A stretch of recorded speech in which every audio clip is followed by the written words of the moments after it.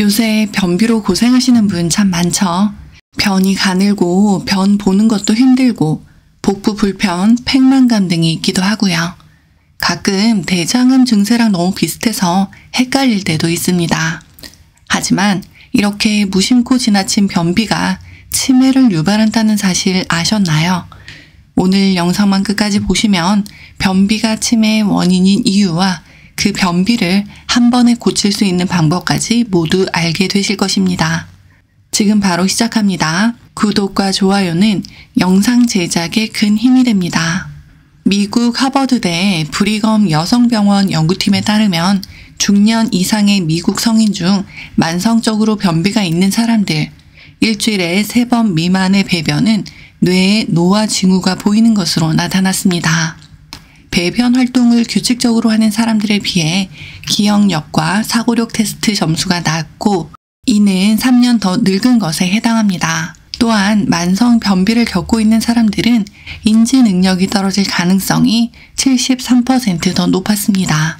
파리 내 연구소는 변비가 알츠하이머병 진단 7년 전에 확인됐었다고도 밝혔습니다.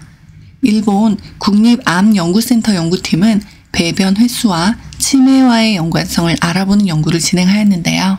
치매 환자들 사이에서 변비가 많다는 보고에 착안해 2000년부터 2003년에 걸쳐 50에서 79세의 남성 약 1만 9천 명과 여성 약 2만 3천 명을 대상으로 평소 대변 빈도와 변 상태를 조사했습니다. 연구 결과 배변 횟수가 주 3회 미만인 남성은 치매 위험이 1.8배 높고 여성은 1.3배 높았습니다. 그냥 무심코 넘기기만 했던 변비가 치매에 걸릴 수 있다는 무서운 사실이 여러 연구를 통해 밝혀지고 있습니다.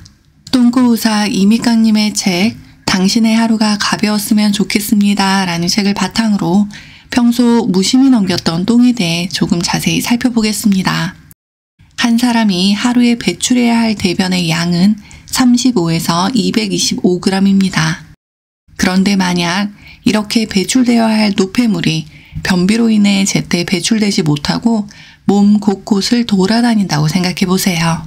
음식 찌꺼기와 독소 등 몸속에 남아있는 노폐물이 우리 몸의 어떤 부위에 어떤 모습으로 문제를 일으켜도 전혀 이상하지 않습니다. 게다가 대장에 오래 머물러 수분을 과도하게 빼앗기고 딱딱해진 변은 장벽을 자극해 치열, 대장 개실염 등과 같은 대장 항문 질환을 발생시킬 수 있습니다.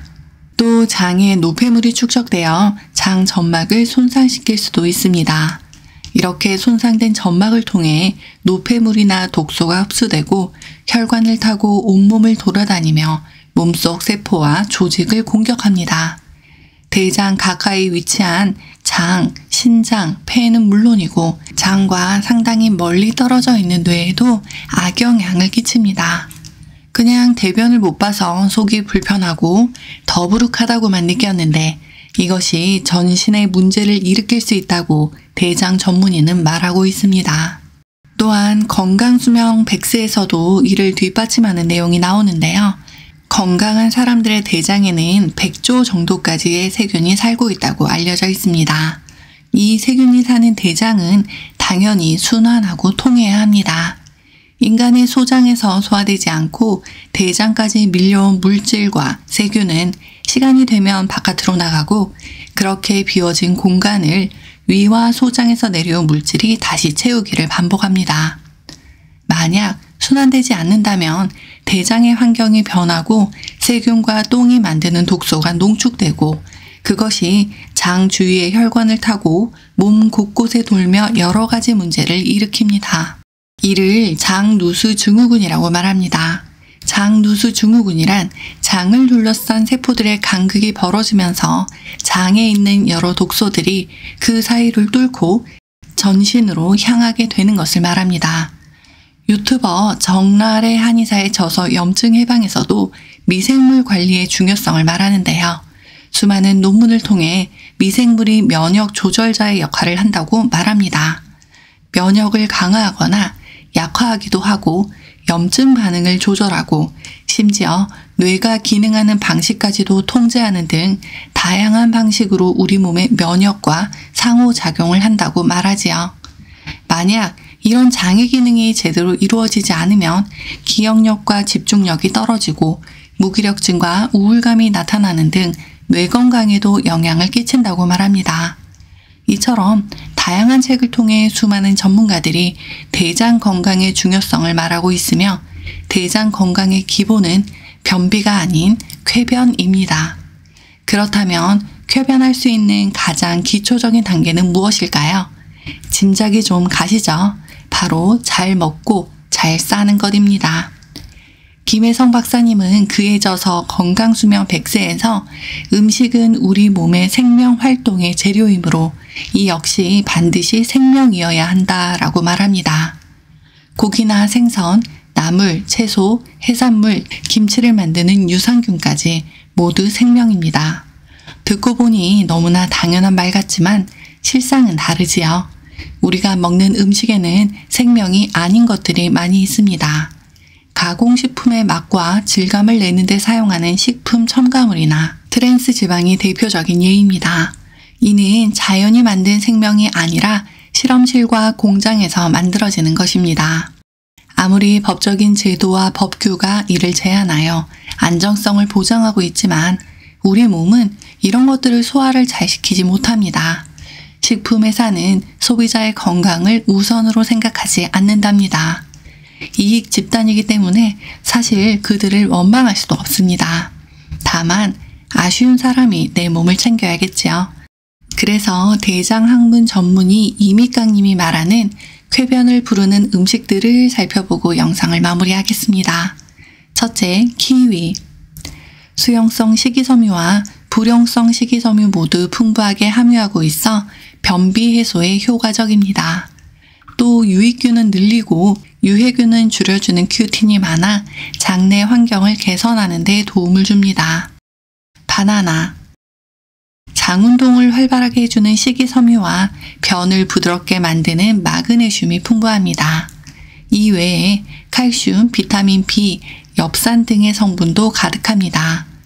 또한 종양괴사인자를 만들어내는 능력이 월등히 높아 면역력을 높이는 데 으뜸인 과일로 꼽힙니다. 당근.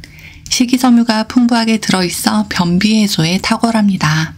비피더스균을 활성화시키는 성분도 함유되어 있어 꾸준히 먹으면 장내 묵은 변 제거에 효과적일 수 있습니다.